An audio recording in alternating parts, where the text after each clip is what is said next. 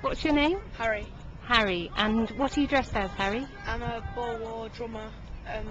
I'm portraying a drum boy from the Boer War, which was about 1890 to about 1902 or 3, I'm not sure. And how old are you, Harry? I'm 13. 13. And do you do this a lot? Yes, I do. I do it as often as I can because I really enjoy it. Okay. And who are you here with today? I'm here with my dad. Richard. And what's your name, Hi, sir? I'm Neil, Harry's father.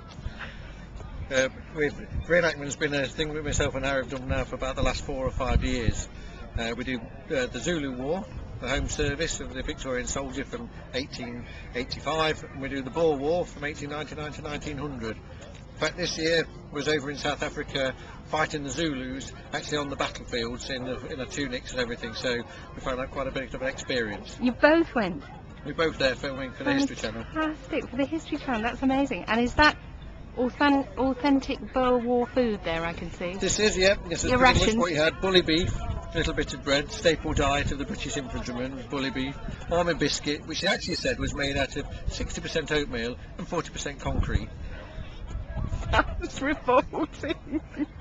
It's a wonder that any of them survived. Well, the staple diet, of course, was the same as probably much the enemy we were fighting. The British Army had to, they say army marches on its stomach, so we make sure that we're well fed with the British Army.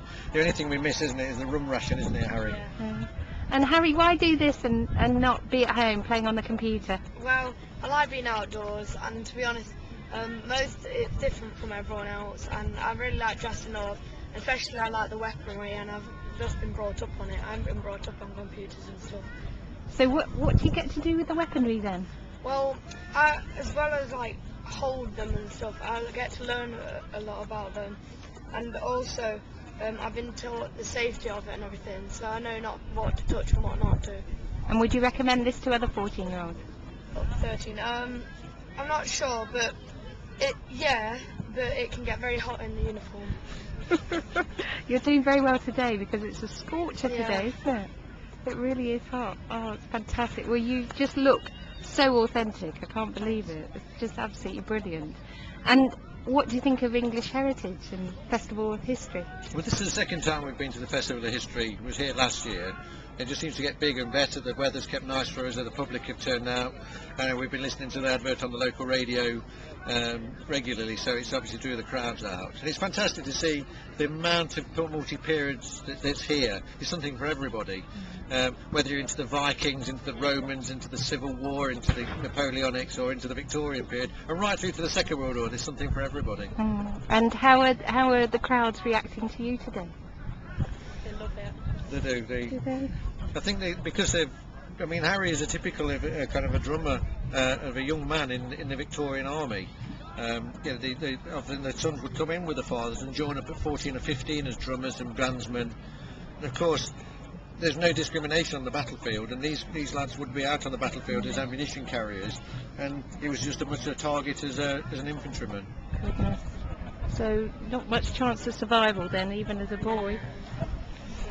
The difference was, though, compared to if you take Harry's lifestyle as a soldier, as a young boy in the army, though, he's probably come from an industrial deprived background, probably in the kind of the lace mills of Nottingham and textile factories of Leicester. There was no pension. You basically scrimped and saved. You stole what you ate. Whereas you joined the army, you were paid £1 a day, regular meals, and a family.